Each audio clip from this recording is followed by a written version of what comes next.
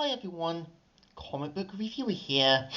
This time doing another Disney film review, and this one is on 102 Dalmatians. Now, as you know, 102 Dalmatians is a 2000 crime comedy film, which of course was meant to be a sequel to the live action film 101 Dalmatians from 1996 that I did cover. And keep in mind, this film is meant to take place 3 years after the 1996 film, which of course is meant to follow its own different tone, different theme, and different ideas away from not only the first film but also its animated counterpart, 101 Dalmatians.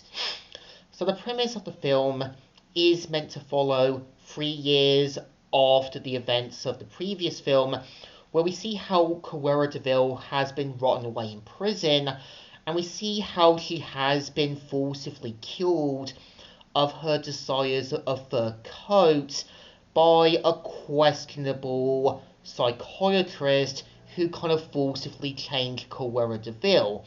And we see how she is released on probation, but of course is warned that if she breaks her parole, she will be sent right back to prison and has to pay the remainder of her fortune to all the dog shelters in West Manchester. And we do kind of see how Cruella seems like she's this fine, normal person, but we kind of see right away that her probation officer, Chloe, is understandably cautious about Cruella and knows right away that Cruella might be up to something. And I think the whole point of the film's message is about being cautious about giving people second chances, see if they are sort of worthy of being redeemed, and it's up to you, not only as the person, but also as the sort of accusing eye, to see if their sort of redemption is genuine.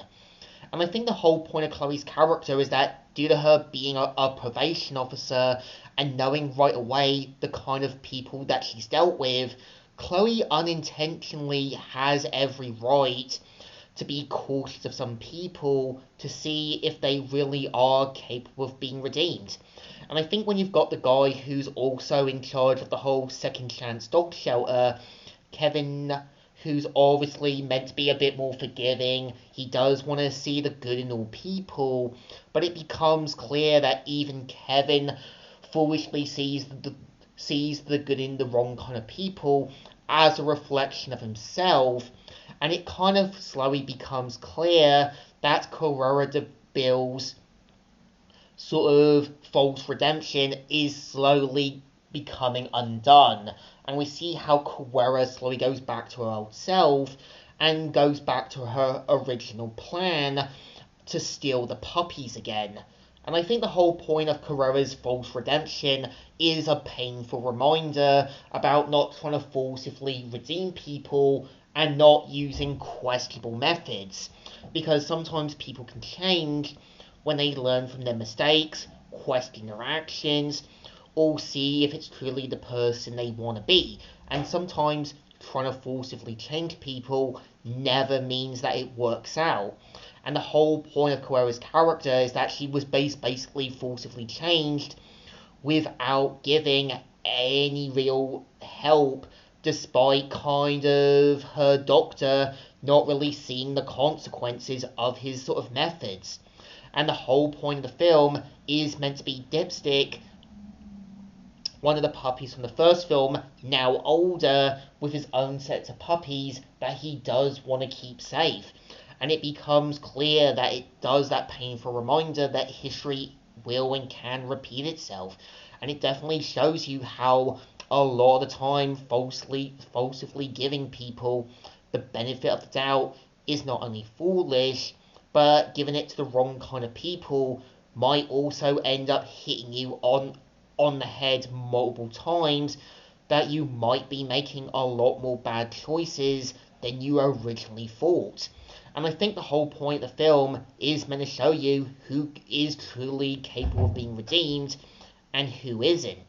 Quilla was just falsely made into believing that she could be helped, while her sort of aide, Alonso, does show hints and clues that he is capable of being redeemed. He does show in a way that he is getting slowly annoyed of not only Carrera sort of treating him like crap, but also her second in command, John Palais Lepel, who's obviously meant to be a male version of Carrera, but a bit more flamboyant.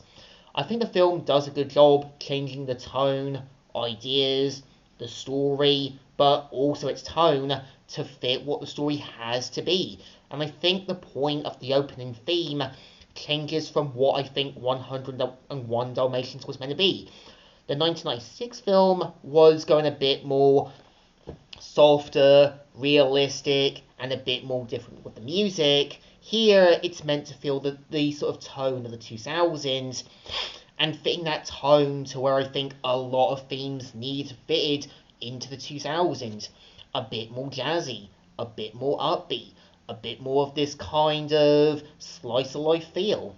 So I think to me, 102 Dalmatians isn't a bad film. It is fixing a lot of things over the first film. It is trying to tell a hard truth moral about the possibilities of redemption, but seeing who is worthy of being redeemed, who isn't, and it's up to you, not only as the person, but the accusing eye, to see if their sort of path of redemption is genuine. So I think it definitely deserves a thumbs up. Still good, and still right. So, comic reviewer here, signing out.